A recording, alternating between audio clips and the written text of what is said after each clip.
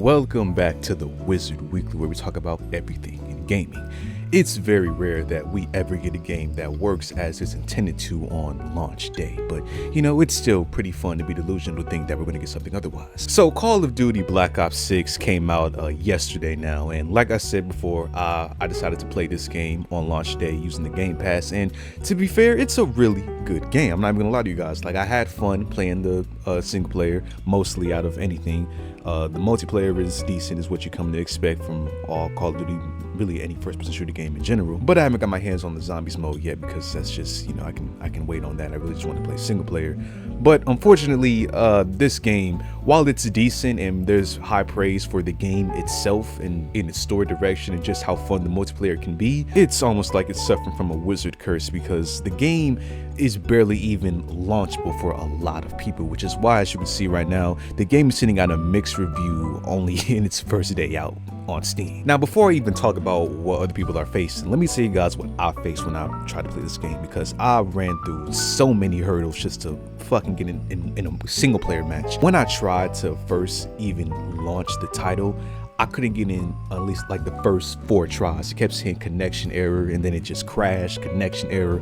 I was like, yo, okay, good start. But then when I finally got in the game, when I tell you that the loading screens were so freaking long, like, forget any Windows, any Epic Games download, Xbox Store downloads, forget any of the worst waiting times that you've ever had in your life. Trying to play this game, like, I literally left it, went outside, went to the store, did a bunch of errands, came back, game still wasn't loaded. Then I realized it's because I installed it on my hard drive. Now, unfortunately, you know, we live in an age where most games on PC needs to be installed on your SSD for faster loading times. Like Starfield was the game that I remember being one of the games that requires you to install it on the SSD. But I thought since the last time that I played Modern Warfare 2 back in 2022, I installed that on my hard drive and it worked decent enough. Like, I don't remember any like real issues on my PC. But dude, for anyone that, just to save you the trouble that I went through, install this game and pretty much all of your games from now on PC on your freaking SSD. Just that era of hard drive gaming is damn near done with. So boom, after I reinstalled the game or whatever, I still ran into issues that many people in these mixed reviews are talking about. Now, the most general consensus that you'll see down here is the fact that, you know, there's a lot of crashes in this game. Like, see here, this dude, he said it literally won't even launch for me, and that is the case that I ran into as well. Just trying to get into the campaign would make you close the game, and then it would say it would restart for an update, and then it would never restart, so you had to manually click it back on, and then it would do the same thing and just crash. And the way that they have it designed is so weird. Like, first of all, there's this new COD hub launcher shit that nobody asked for, so you got to go through that hurdle. Then, once you actually get into the Black Ops 6 game, if you go to campaign, it closes the game and relaunches an entirely new like executable within the game. Like, everything that you install is in one, and I think that's because you can choose what you want to install. Like, you can choose if you want to have the multiplayer and the campaign installed together, or just have one or the other. And I mean, that's cool if you want to save space and all, but there isn't any other way for them to make this like transition between different modes seamless, because the fact that it has to launch a different application whenever you want to play something else, it's obviously bringing it to where it is right now, to where many people can't even open freaking multiplayer or single player. And look, you even got guys like this dude who even brought up the point that this is basically a DLC for the Call of Duty, like I said, hub application that's on Steam, and your playtime is going to be shared with all of your other COD games. So for those that would want to separate the two applications, is in a really weird spot with this game. And like I said in the beginning of the video, I could complain about this all day, but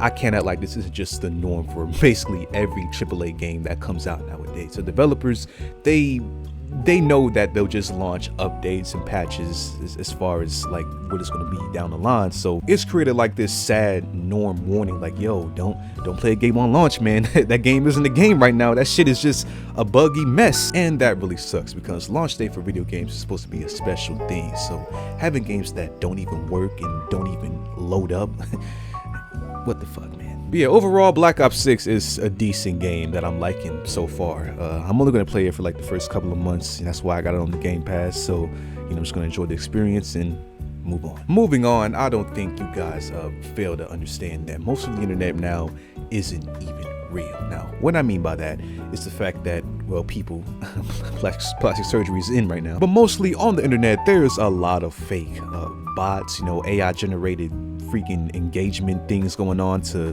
boost numbers and analytics to make something or someone seem more than what it is.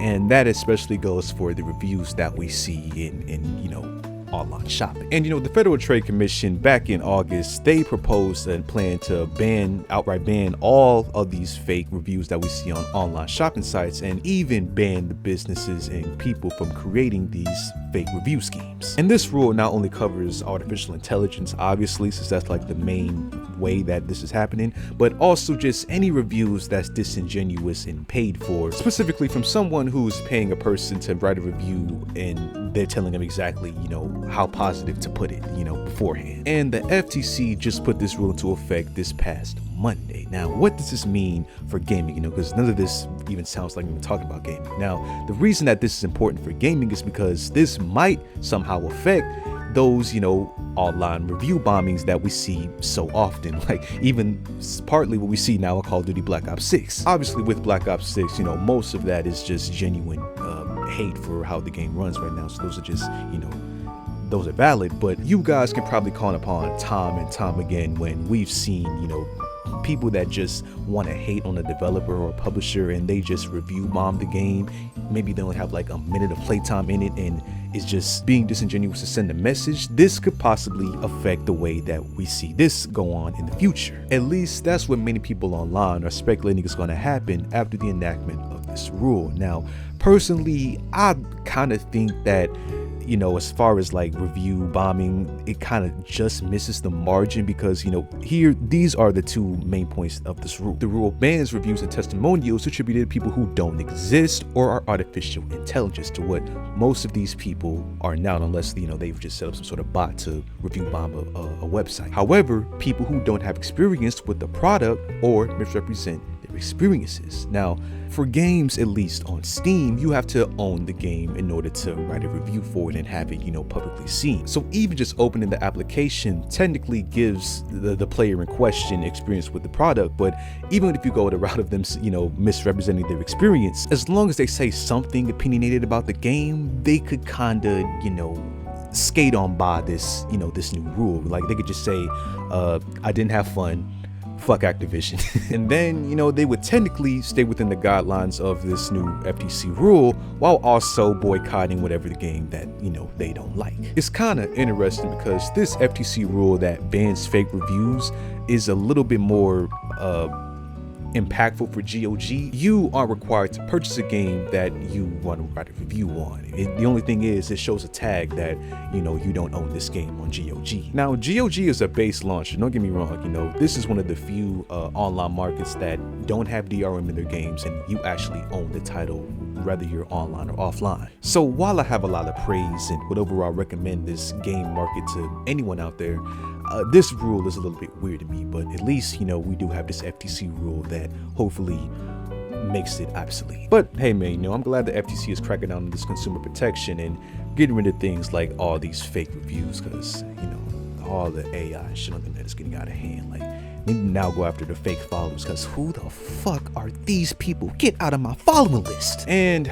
for the last thing today, I just gotta let you guys know that, as a wizard in gaming, one of my many jobs is to make sure that I preserve as many gaming memories as possible for, the ones that come long after us, to remember these times as, well, not remember, but obviously, look back on these times and have an archive of everything that we experienced and went through. So one of my many favorite pastimes to do when I'm not recording or gaming or anything like that is to go through the internet, through like, old websites like Flickr, Tumblr, even some Facebook stuff, and just go through some of the most nostalgic things that I can find, not just in gaming, but in life in general. Like, I have a lot of stuff. I have this folder in my documents called the Nostalgia Collection, where I have just been collecting everything that gets in my emotional heartstrings, just makes me, almost tear up whenever I see it. Now, I've been collecting these images for about like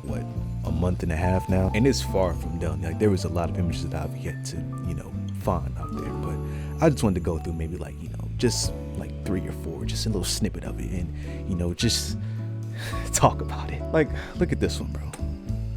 Who has images of this anymore, man? Who has images of the Windows XP launch in what is this, Best Buy, I think, or it might be Circuit City, I don't know. Back when Windows came in the disc. Well, Windows 11 is in the disc now, but you know, barely anyone has the disc drive, and I think that's even like a USB or some shit, I don't know. But man, my favorite OS of all time is Windows 7. Like, even my banner on my profile, my YouTube profile, and even on my Twitter and everything, that's a Windows Vista based background. It's a little tweaked image that I found on DeviantArt, but classic Windows just has the best wallpapers, hands down. Windows XP through Windows 7 just has some of the best screensavers that you can even find. Like, I even got a Windows 7 based profile on my desktop right now, like this one right here, based on Windows 7, the Era one. But yeah, I would want to collect one of these packages, like sealed up. Maybe not even sealed. That's doing too much, because sealed packages are like over $100, and that's just stupid, especially for something that isn't gonna update anymore. It's a security risk. Like, you know, what else I got? Oh my god! All right, I'm about to make somebody cry here. Those Walmart runs late night with your mom and dad, going to grab groceries. Their check just hit, because you know the check used to come in at like 1 a.m. or 2 a.m. and then, you know, you begging to go to the game aisle, or they just let you go to the game aisle, or they go get some groceries. You begging for a game, they say no. Oh my god, dude. Look at this, bro. Walmart used to be so fun, bro. Back when it was in 24 hours, it used to be so fun to go to. The gaming aisle and the toy aisle used to be, I used to love it so much. And this had to be like 2010, because Just Dance 2, I played this a lot as a kid. And yeah, that was 2010 when I played that. So here we got The Sims, do X, I don't know how to say that shit. What is that Marvel game? Is that Marvel Superhero Squad? I can't tell. Let me zoom in. See these games that we got here. Price is Right. Oh my god, a freaking Wii kiosk, dude. Well, not a kiosk, but a cabinet. I can't see the PlayStation games. Not gonna lie, the Wii does have a lot of shovelware. I remember seeing just a lot of bullshit in these cabinets. This is crazy. Freaking Wolverine right here. That game is going for ridiculous prices. Like all the original Marvel games before Insomniac and all that, dude, they are going for ridiculous prices. I just saw the Captain America game, which was decent. It wasn't even all that, but that shit's going for over freaking $100. Yo, like, can y'all chill? These freaking secondhand prices. Relax, man. It's not going anywhere. They're probably gonna port it anyways, because they're talking about porting the Transformers games on Xbox. So hopefully they do more Activision titles. But yeah, man, this is crazy. I wish this was better quality, because I can't see shit. Okay, here's something that I never even knew existed, but apparently Final Fantasy VII had a PlayStation 3 version. So this is pretty cool. I've never seen this before. Is this like a Japan exclusive or something? It doesn't look like, because the box looks like it's in English. So I never seen this before. This is cool.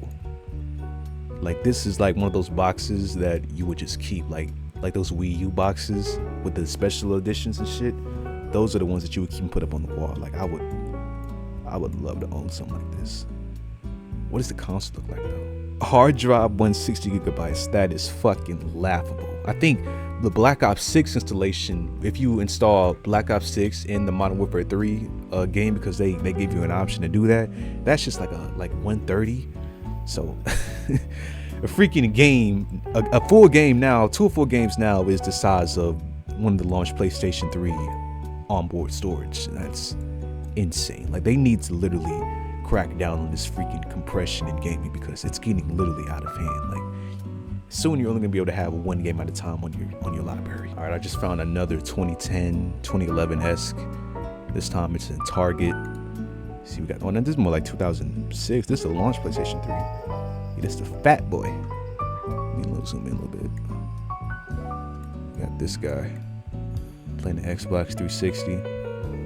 I don't blame him. Fucking $5.99 for this shit.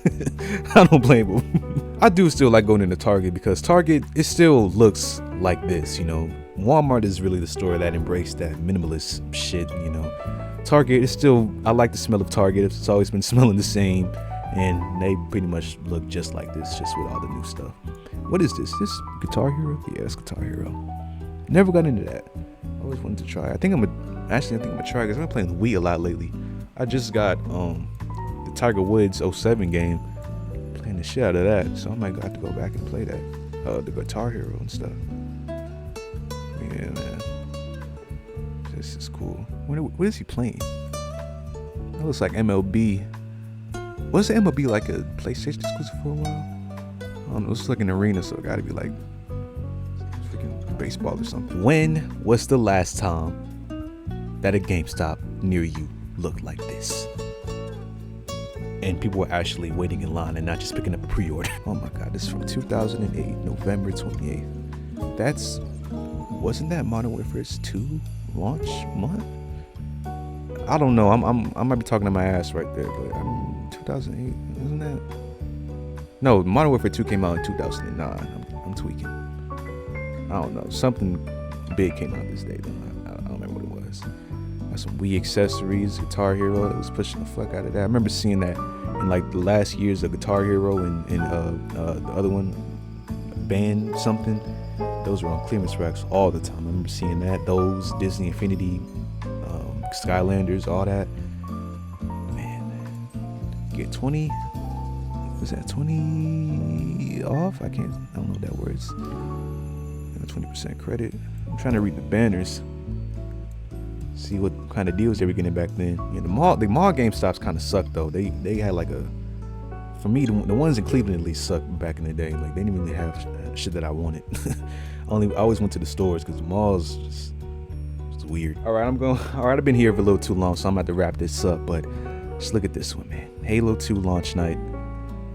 This is Toys R Us. Well, what was Toys R Us in Times Square back in the day. Look, they had SpongeBob posters back then. Back when SpongeBob wasn't a fucking shell of what it used to be. It was still good. People waiting in these freaking long ass lines. This woman here wearing Rockaware. Oh my God. Who the fuck wears Rockaware anymore, man? Oh my God, dude. As much as this is really rare to see right now, I do think we're gonna have moments like this, for the big games coming out. Like Grand Theft Auto 6, without a doubt. Like people that haven't even been touching the game in over like 10 years are gonna be waiting in long lines and just seizing the moment that Grand Theft Auto 6 is gonna bring. Because when that game drops, dude, people are gonna, bro, it's gonna be a holiday. I swear, dude. The only thing is, it sucks that, we don't really have these moments that often. And now we just have to celebrate them like holidays. Like they only happen like once a year, because it used to happen all the time. But now, man, this building ain't even here no more. This is something else now. What is Toys R Us now in New York? What the hell is that? I used to watch videos of people doing tours on this building a lot when I was a kid. I wanted to go there so bad. I used to love Toys R Us. I wonder what they turned it into. I hope Toys R Us comes back too, because they went out of business in like 2018. So, yeah, man, I'm just looking at the crowd, looking at what everybody's wearing. Like, look at the swag of the freaking 2000s. It's interesting. All right, now that's just a sneak peek of what this nostalgia folder has now. So maybe, in a future video, I'll just do like a whole video of me, going through the folder and everything that I got in here, because it ain't just gaming. I got stuff from like, Apple's launches and shit. So, that's that. But if you enjoyed, leave a like on the video, subscribe, and I'll see you on the next one.